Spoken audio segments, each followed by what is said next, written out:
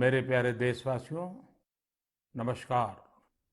हम सबको पता है आज मेजर ध्यानचंद जी की जन्म जयंती है और हमारा देश उनकी स्मृति में इसे राष्ट्रीय खेल दिवस के रूप में मनाता भी है।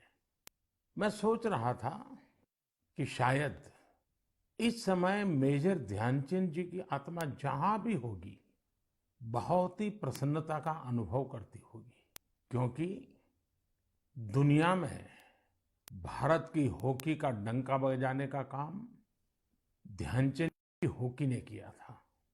और 4 दशक बाद, करीब करीब 41 साल के बाद, भारत के नौजवानों ने, बेटे और बेटियों ने हॉकी के अंदर फिर से जान भर दी। और कितने ही पदक क्यों न मिल जाए, लेकिन जब तक हॉकी में पदक नहीं मिलता, भारत का कोई भी नागरिक विजय का आनंद नहीं ले सकता है।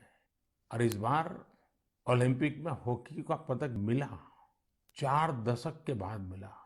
आप कल्पना कर सकते हैं, मेजर ध्यानचंद जी के दिल पर, उनकी आत्मा पर, वो जहां होंगे वहां कितनी प्रसन्नता होती होगी।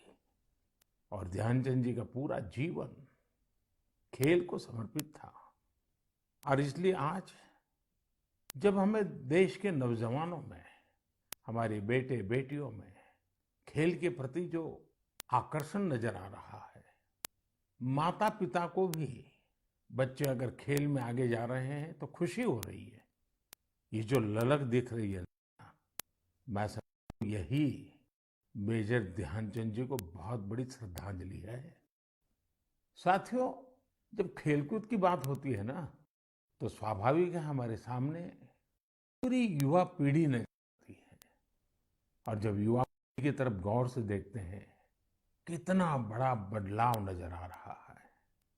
युवा का मन बदल चुका है।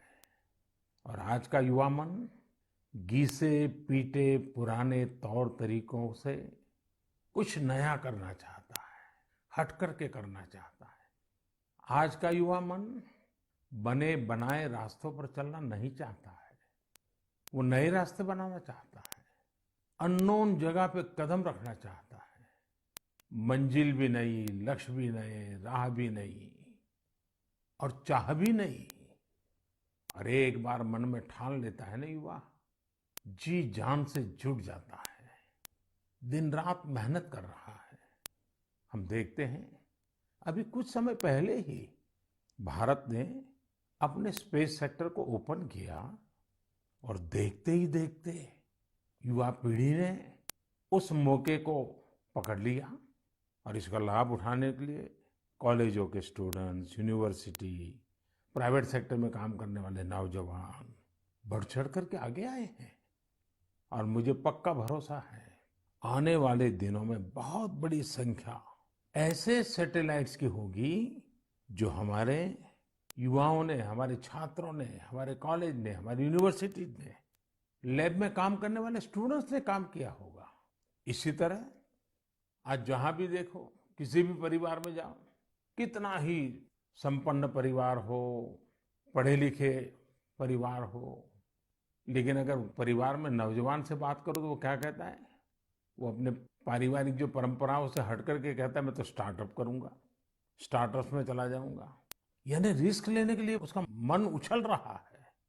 आज छोटे छोटे शहरों में भी स्टार्टअप कल्चर का विस्तार हो रहा है और मैं उसमें उज्जवल भविष्य के संकेत देख रहा हूं। अभी कुछ दिन पहले ही हमारे देश में खिलौनों की चर्चा हो रही थी। देखते ही देखते जब हमारे युवाओं के ध्यान में ये विषय आया, उन्होंने भी मन में ठान लिया कि दुनिया में भारत के खिलौनों की पहचान कैसे बने, और नए नए प्रयोग कर रहे हैं। और दुनिया में खिलौना का बहुत बड़ा मार्केट है, 6-7 लाख करोड़ का मार्केट है।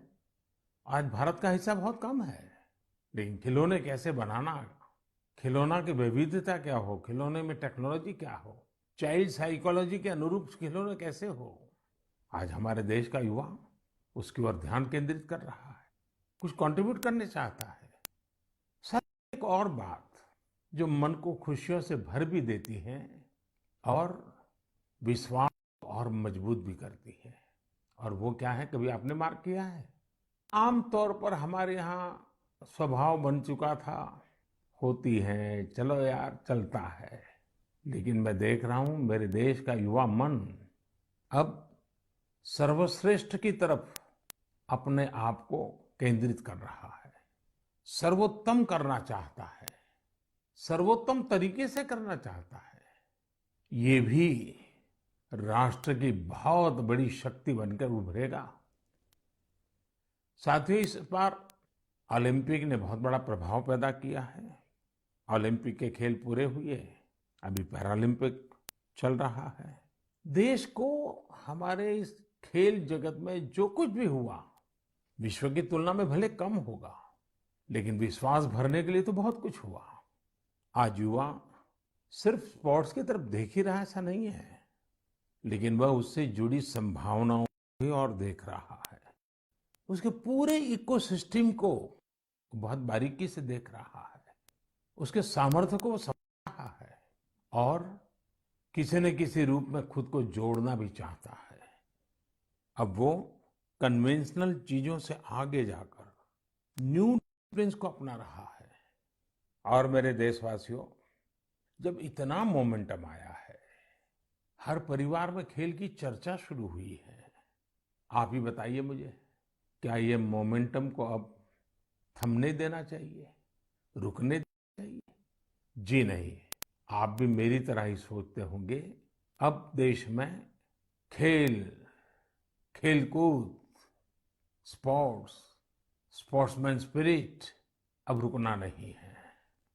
इस मोमेंटम को पारिवारिक जीवन में, सामाजिक जीवन में, राष्ट्र जीवन में स्थायी बनाना है, ऊर्जा से भर देना है, निरंतर नई ऊर्जा से भरना है।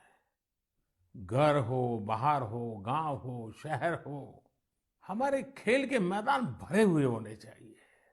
सब खेलें, सब खिलें। और आपको याद है ना, मैंने लाल किले से कहा था, सबका प्रयास।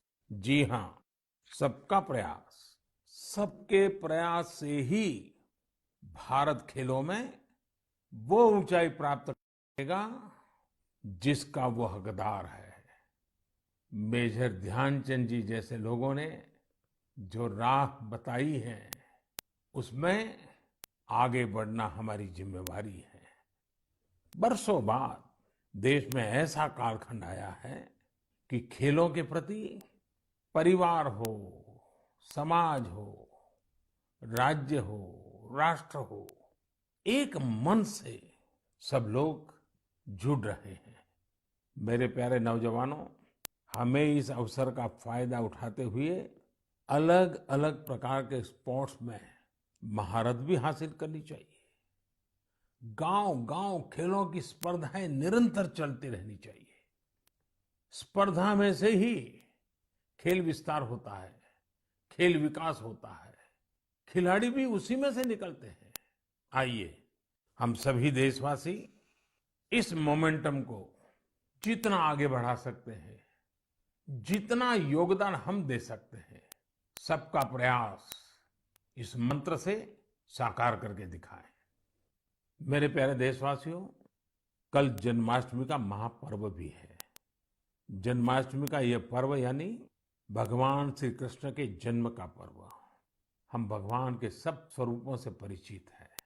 नटखट कन्हैया से लेकर के विराट रूप धारण करने वाले कृष्ण तक, शास्त्र सामर्थ्य से लेकर के शस्त्र सामर्थ्य वाले कृष्ण तक, कला हो, सौंदर्य हो, माधुर्य हो, कहां कहां कृष्ण है। लेकिन ये बातें मैं इसलिए कर रहा हूं कि जन्माष्टमी से कुछ दिन पूर्व मैं एक ऐसे दिलचस्प अनुभव से गुजरा हूं, तो मेरा मन करता है मैं ये बातें आपसे करूं। आपको याद होगा, इस महीने की 20 तारीख को भगवान सोमनाथ मंदिर से जुड़े निर्माण कार्यों का लोकार्पण किया गया है। सोमनाथ मंदिर से 3-4 किलोमीटर दूरी पर ही भालका तीर्थ है। ये भालका तीर्थ वो है जहां भगवान श्री कृष्ण ने धरती पर अपनी अंतिम पल बिताई थी। एक प्रकार से इस लोक की उनकी लीलाओं का वहां समापन हुआ था। सोमनाथ ट्रस्ट द्वारा उस सारे क्षेत्र में विकास के बहुत सारे काम चल रहे हैं। मैं भालका तीर्थ और वहां हो रहे कार्य के बारे में सोच ही रहा था कि मेरी नजर एक सुंदर सी आर्ट बुक पर पड़ी। यह किताब मेरे आवास के बाहर कोई मेरे लिए छोड़कर गया था। इसमें भगवान श्री कृष्ण के अनेकों रूप, अनेकों भव्य तस्वीरें थी, बड़ी मोहक तस्वीरें थी और बड़ी मीनिंगफुल तस्वीरें थी। मैंने किताब के पन्ने पलटना शुरू किया तो मेरी जिज्ञासा जरा और बढ़ गई। जब मैंने इस किताब और इन सारे चित्रों को देखा और उस पर मेरे लिए एक संदेश लिखा तो वो जब पढ़ा तो मेरा मन कर गया कि उनसे मैं मिलूं। जो ये किताब मेरे घर के बाहर छोड़ के चले गए हैं, मुझे उनको मिलना चाहिए। तो मेरी ऑफिस ने उनका संपर्क किया। दूसरे ही दिन उनको मिलने के लिए बुलाया और मेरी जिज्ञासा इतनी थी आर्ट बुक को देख करके, श्री कृष्ण के अलग अलग रूपों को देख करके। इसी जिज्ञासा में मेरी मुलाकात हुई जदुरानी दासी जी से। वे अमेरिकन हैं, जन्म अमेरिका में हुआ, लालन पालन अमेरिका में हुआ। जदुरानी दासी जी इस्कॉन से जुड़ी है, हरे कृष्ण मूवमेंट से जुड़ी हुई है और उनकी एक बहुत बड़ी विशेषता है, भक्ति आर्ट्स में वो निपुण है। आप जानते हैं अभी 2 दिन बाद ही 1 सितंबर को इस्कॉन के संस्थापक श्रील प्रभुपाद स्वामी जी की 125वीं जयंती है। जदुरानी दासी जी इसी सिलसिले में भारत आई थी। मेरे सामने बड़ा सवाल ये था कि जिनका जन्म अमेरिका में हुआ, जो भारतीय भावों से इतना दूर रही, वो आखिर कैसे भगवान श्री कृष्ण के मोहक चित्र बना लेती है। मेरी उनसे लंबी बात हुई थी, लेकिन मैं आपको उसका कुछ हिस्सा सुनाना चाहता हूँ। Jadurani ji, Hare Krishna. I have read a little about bhakti art, but tell our listeners more about it. Your passion and interest towards it is great. So, bhakti art, we have one article in the Bhakti Art Illuminations, which explains how this art is not coming from the mind or imagination, but it's from the ancient Vedic scriptures, like Brahma Samhita, Venum Karayani Patitam Skalitam Sikanda, from the Goswamis of Vrindavan, from Lord Brahma himself, Ishvara Paramakrishna Sachidananda Vigraha, how he carries the flute, how all of his senses can act for any other sense. And Srimad Bhagavatam, Baraha Bitang Natavaravapum Karnayo Karnikaram, everything. He wears a karnikar flower on his ear. He makes the impressions of his lotus feet all over the land of Vrindavan. The cowherd boys sing of his glories. His flute attracts the hearts and minds of all fortunate beings. So everything is from the ancient Vedic scriptures. And the power of the scriptures, which are coming from transcendental personalities, and the pure devotees who are bringing it, the art has their power, and that's why it's transformational. It's not my power at all. Jadurani ji, I have one different type of question for you. Since 1966, in a way, and from 1976 physically, you have been associated with India for long. Will you please tell me, what does India mean to you? Prime Minister Ji, India means everything to me. I was mentioning, I think, to the Honorable President a few days ago that India has come up so much in technical advancement and following the West very well with Twitter and Instagram and iPhones and big buildings and so much facility. But I know that that's not the real glory of India. What makes India glorious is the fact that Krishna himself, the Avatari, appeared here. And all the avatars appeared here. Lord Shiva appeared here. Lord Ram appeared here. All the holy rivers are here. All the holy places of Vaishnava culture are here. And so India, especially Vrindavan, the most important place in the universe. Vrindavan is the source of all the Vaikuntha planets, the source of Dwarka, the source of the whole material creation. So I love India. Thank you Jadurani ji. Hare Krishna. साथियों, दुनिया के लोग जब आज भारतीय अध्यात्म और दर्शन के बारे में इतना कुछ सोचते हैं, तो हमारी भी जिम्मेदारी है कि हम अपनी इन महान परंपराओं को आगे लेकर जाएं। जो कालबाह्य है उसे छोड़ना ही है, लेकिन जो कालातीत है उसे आगे भी ले जाना है। हम अपने पर्व मनाएं, उसकी वैज्ञानिकता को समझें, उसके पीछे के अर्थ को समझें। इतना ही नहीं, हर पर्व में कोई न कोई संदेश है, कोई न कोई संस्कार है। हमें इसे जानना भी है, जीना भी है और आने वाली पीढ़ियों के लिए विरासत के रूप में उसे आगे बढ़ाना भी है। मैं एक बार फिर सभी देशवासियों को जन्माष्टमी की बहुत बहुत शुभकामनाएं देता हूं। मेरे प्यारे देशवासियों, इस कोरोना कालखंड में स्वच्छता के विषय में मुझे जितनी बातें करनी चाहिए थी, लगता है शायद उसमें कुछ कमी आ गई थी। मुझे भी लगता है कि स्वच्छता के अभियान को हमें रत्ती भर भी ओझल नहीं होने देना है। राष्ट्र निर्माण के लिए सबका प्रयास कैसे सबका विकास करता है, इसके उदाहरण हमें प्रेरणा भी देते हैं और कुछ करने के लिए एक नई ऊर्जा भर देते हैं, नया विश्वास भर देते हैं, हमारे संकल्प में जान फूंक देते हैं।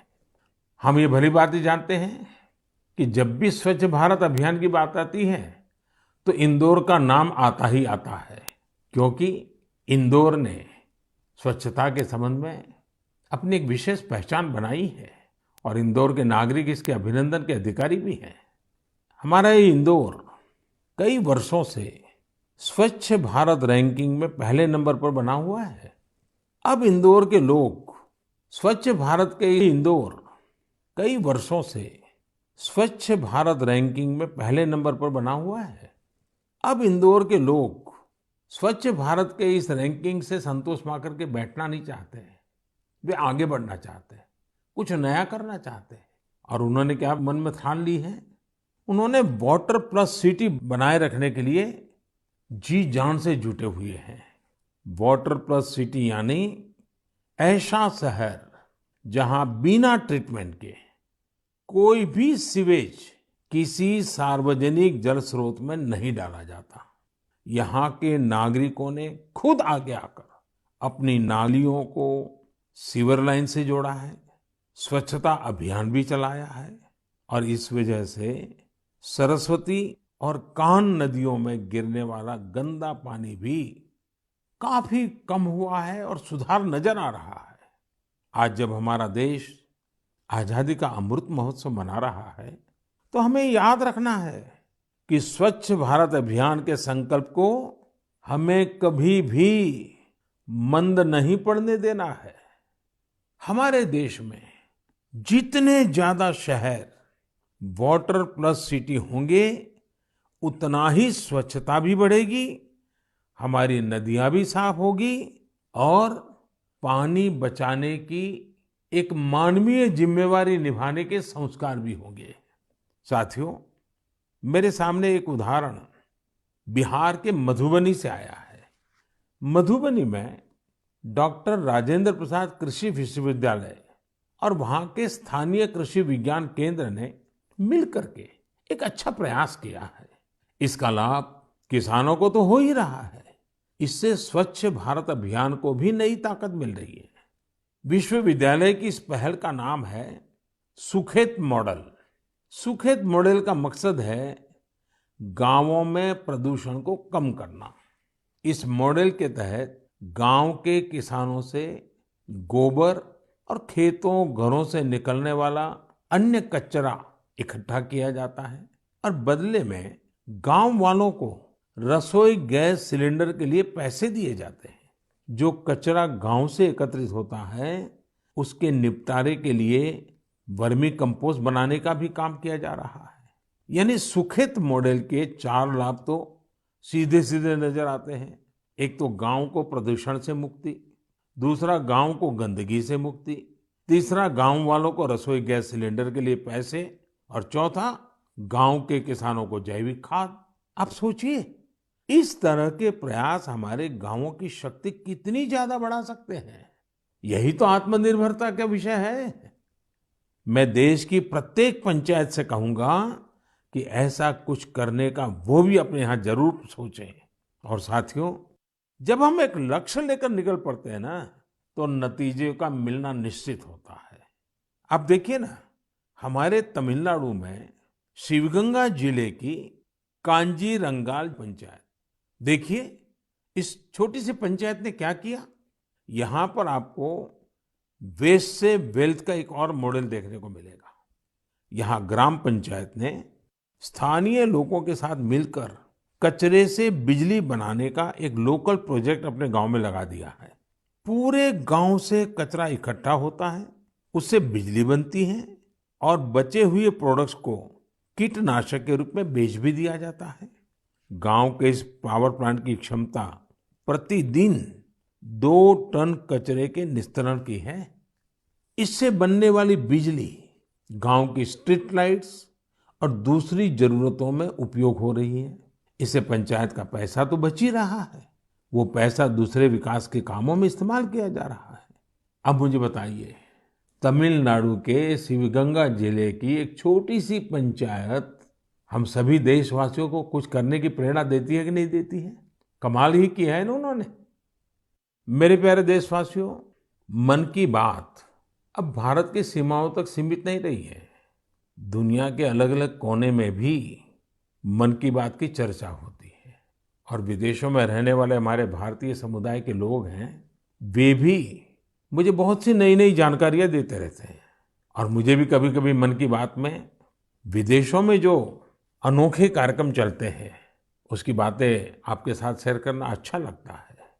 आज भी मैं आपका कुछ ऐसे लोगों से परिचय कराऊंगा, लेकिन उससे पहले मैं आपको एक ऑडियो सुनाना चाहता हूँ। थोड़ा गौर से सुनिएगा। Radio unity 90 FM, radio unity 90 FM। नमो नमः सर्वेभ्यः। मम नाम गंगा।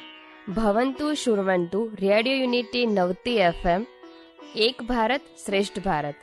अहम् एकता मूर्तेयाः मार्गदर्शिका एवं रेडियो यूनिटी माध्यमे आर्जे अस्मि। अद्य संस्कृत दिनम् अस्ति। सर्वेभ्यः बहवः शुभकामनाः अस्ति। सरदार वल्लभभाई पटेल महोदयस्य लोहपुरुषः इति उच्यते। 13विंशतिसहस्रतमे वर्षे लोहसङ्ग्रहस्य अभियानं प्रारब्धम्।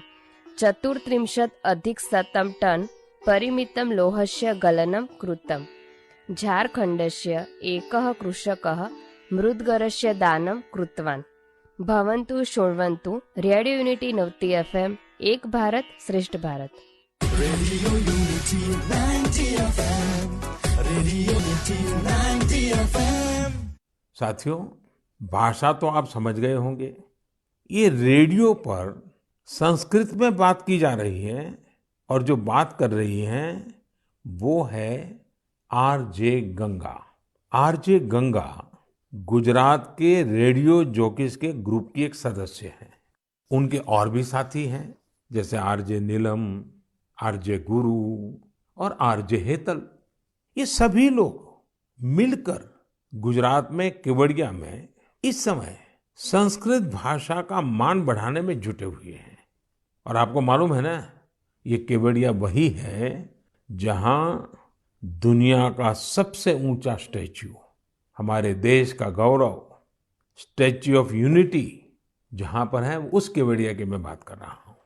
और ये सब ऐसे रेडियो जॉकीज हैं जो एक साथ कई भूमिकाएं निभाते हैं। एक गाइड के रूप में भी अपनी सेवा देते हैं और साथ साथ community radio initiative radio unity 90 FM, उसका संचालन भी करते हैं। ये आरजेस अपने श्रोताओं से संस्कृत भाषा में बात करते हैं, उन्हें संस्कृत में जानकारी उपलब्ध कराते हैं। साथियों, हमारे यहाँ संस्कृत के बारे में कहा गया है, अमृतम संस्कृतम मित्र सरसम सरलम वचः एकता मुल्कम राष्ट्रे ज्ञान विज्ञान पोषकम, अर्थात हमारी संस्कृत भाषा सरस भी है, सरल भी है। संस्कृत अपने विचारों, अपने साहित्य के माध्यम से ये ज्ञान विज्ञान और राष्ट्र की एकता का भी पोषण करती है, उसे मजबूत करती है। संस्कृत साहित्य में मानवता और ज्ञान का ऐसा ही दिव्य दर्शन है जो किसी को भी आकर्षित कर सकता है। हाल ही में मुझे कई ऐसे लोगों के बारे में जानने को मिला जो विदेशों में संस्कृत पढ़ाने का प्रेरक कार्य कर रहे हैं। ऐसे एक व्यक्ति हैं श्रीमान रटगर कॉर्टेनहॉर्स्ट, जो आयरलैंड में संस्कृत के जाने माने विद्वान और शिक्षक हैं और वहाँ के बच्चों को संस्कृत पढ़ाते हैं। इधर हमारे यहाँ पूरब में भारत और थाईलैंड के बीच सांस्कृतिक संबंधों की मजबूती में संस्कृत भाषा की भी एक अहम भूमिका है। डॉक्टर चिरापत प्रपंड विद्या और डॉक्टर कुसुमा रक्षामणि, ये दोनों थाईलैंड में संस्कृत भाषा के प्रचार प्रसार में बहुत महत्वपूर्ण भूमिका निभा रहे हैं। उन्होंने थाई और संस्कृत भाषा में तुलनात्मक साहित्य की रचना भी की है। ऐसे ही एक प्रोफेसर हैं श्रीमान बोरिस जाखरिन, रशिया में मॉस्को स्टेट यूनिवर्सिटी में ये संस्कृत पढ़ाते हैं। उन्होंने कई शोध पत्र और पुस्तकें प्रकाशित की हैं। उन्होंने कई पुस्तकों का संस्कृत से रूसी भाषा में अनुवाद भी किया है। इसी तरह सिडनी संस्कृत स्कूल ऑस्ट्रेलिया के उन प्रमुख संस्थानों में से एक है जहां विद्यार्थियों को संस्कृत भाषा पढ़ाई जाती है। ये स्कूल बच्चों के लिए संस्कृत ग्रामर कैंप, संस्कृत नाटक और संस्कृत दिवस जैसे कार्यक्रमों का भी आयोजन करते हैं। साथियों, हाल के दिनों में जो प्रयास हुए हैं उनसे संस्कृत को लेकर एक नई जागरूकता आई है। अब समय है कि इस दिशा में हम अपने प्रयास और बढ़ाएं। हमारी विरासत को संजोना, उसको संभालना, नई पीढ़ी को देना, ये हम सबका कर्तव्य है और भावी पीढ़ियों का उस पर हक भी है। अब समय है इन कामों के लिए भी सबका प्रयास ज्यादा बढ़े। साथियों, अगर आप इस तरह के प्रयास में जुटे ऐसे किसी भी व्यक्ति को जानते हैं, ऐसी किसी जानकारी आपके पास है, तो कृपया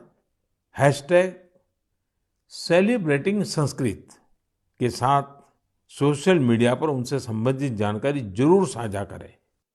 मेरे प्यारे देशवासियों, अगले कुछ दिनों में ही विश्वकर्मा जयंती भी आने वाली है। भगवान विश्वकर्मा को हमारे यहाँ विश्व की सृजन शक्ति का प्रतीक माना गया है। जो भी अपने कौशल्य से किसी वस्तु का निर्माण करता है, सृजन करता है, चाहे वो सिलाई कढ़ाई हो, सॉफ्टवेयर हो या फिर सैटेलाइट, ये सब भगवान विश्वकर्मा का प्रकटीकरण है। दुनिया में भले स्किल की पहचान आज नए तरीके से हो रही है, लेकिन हमारे ऋषियों ने तो हजारों सालों से स्किल और स्केल पर बल दिया है। उन्होंने स्किल को, हुनर को, कौशल को आस्था से जोड़कर हमारे जीवन दर्शन का हिस्सा बना दिया है। हमारे वेदों ने भी कई सूक्त भगवान विश्वकर्मा को समर्पित किए हैं। सृष्टि की जितनी भी बड़ी रचनाएं हैं, जो भी नए और बड़े काम हुए हैं, हमारे शास्त्रों में उनका श्रेय भगवान विश्वकर्मा को ही दिया गया है। ये एक तरह से इस बात का प्रतीक है कि संसार में जो कुछ भी डेवलपमेंट और इनोवेशन होता है वो स्किल्स के जरिए ही होता है। भगवान विश्वकर्मा की जयंती और उनकी पूजा के पीछे यही भाव है। और हमारे शास्त्रों में ये भी कहा गया है, विश्वम कृतस्नम कर्म व्यापारो यस्य सह विश्वकर्मा, अर्थात जो सृष्टि और निर्माण से जुड़े सभी कर्म करता है वह विश्वकर्मा है। हमारे शास्त्रों की नजर में हमारे आसपास निर्माण और सृजन में जुटे जितने भी स्किल हुनरमंद लोग हैं वो भगवान विश्वकर्मा की विरासत है। इनके बिना हम अपने जीवन की कल्पना भी नहीं कर सकते। आप सोचकर देखिए, आपके घर में बिजली की कुछ दिक्कत आ जाए और आपका कोई इलेक्ट्रिशियन ना मिले तो क्या होगा? आपके सामने कितनी बड़ी परेशानी आ जाएगी। हमारा जीवन ऐसे ही अनेकों स्किल्ड लोगों की वजह से चलता है। आप अपने आसपास देखिए, लोहे का काम करने वाले हो, मिट्टी के बर्तन बनाने वाले हो, लकड़ी का सामान बनाने वाले हो, बिजली का काम करने वाले हो, घरों में पेंट करने वाले हो, सफाई कर्मी हो या फिर मोबाइल लैपटॉप का रिपेयर करने वाले, ये सभी साथी अपनी स्किल की वजह से ही जाने जाते हैं। आधुनिक स्वरूप में ये भी विश्वकर्मा ही है। लेकिन साथियों, इसका एक और पहलू भी है और वो कभी-कभी चिंता भी कराता है। जिस देश में, जहाँ की संस्कृति में, परंपरा में, सोच में हुनर को, स्किल मैन पावर को भगवान विश्वकर्मा के साथ जोड़ दिया गया हो, वहाँ स्थितियां कैसे बदल गई। एक समय हमारे पारिवारिक जीवन, सामाजिक जीवन, राष्ट्र जीवन पर कौशल्य का बहुत बड़ा प्रभाव रहता था। लेकिन गुलामी के लंबे कालखंड में हुनर को इस तरह का सम्मान देने वाली भावना धीरे धीरे विस्मृत हो गई। सोच कुछ ऐसी बन गई कि हुनर आधारित कार्यों को छोटा समझा जाने लगा। और अब आज देखिए, पूरी दुनिया सबसे ज्यादा हुनर यानी स्किल पर ही बल दे रही है। भगवान विश्वकर्मा की पूजा भी सिर्फ औपचारिकताओं से पूरी नहीं होगी। हमें हुनर को सम्मान देना होगा। हुनरमंद होने के लिए मेहनत करनी होगी। हुनरमंद होने का गर्व होना चाहिए। जब हम कुछ न कुछ नया करें, कुछ इनोवेट करें, कुछ ऐसा सृजित करें जिससे समाज का हित हो, लोगों का जीवन आसान बने, तब हमारी विश्वकर्मा पूजा सार्थक होगी। आज दुनिया में स्किल्ड लोगों के लिए अवसरों की कमी नहीं है। प्रगति के कितने सारे रास्ते आज स्किल्स से तैयार हो रहे हैं। तो आइए इस बार हम भगवान विश्वकर्मा की पूजा पर आस्था के साथ साथ उनके संदेश को भी अपनाने का संकल्प करें। हमारी पूजा का भाव यही होना चाहिए कि हम स्किल के महत्व को समझेंगे और स्किल लोगों को, चाहे वो कोई भी काम करता हो, उन्हें पूरा सम्मान भी देंगे। मेरे प्यारे देशवासियों, ये समय आजादी के 75वें साल का है। इस साल तो हमें हर दिन नए संकल्प लेने हैं, नया सोचना है और कुछ नया करने का अपना जज्बा बढ़ाना है। हमारा भारत जब आजादी के 100 साल पूरे करेगा, तब हमारे ये संकल्प ही उसकी सफलता की बुनियाद में नजर आएंगे। इसलिए हमें ये मौका जाने नहीं देना है। हमें इसमें अपना ज्यादा से ज्यादा योगदान देना है। और इन प्रयासों के बीच हमें एक बात और याद रखनी है, दवाई भी कड़ाई भी। देश में 62 करोड़ से ज्यादा वैक्सीन की डोज दी जा चुकी है। लेकिन फिर भी हमें सावधानी रखनी है, सतर्कता रखनी है। और हाँ, हमेशा की तरह जब भी आप कुछ नया करें, नया सोचें, तो उसमें मुझे भी जरूर शामिल करिएगा। मुझे आपके पत्र और मैसेजेस का इंतजार रहेगा। इसी कामना के साथ आप सभी को आने वाले पर्वों की एक बार फिर ढेरों बधाइयाँ। बहुत बहुत धन्यवाद। नमस्कार।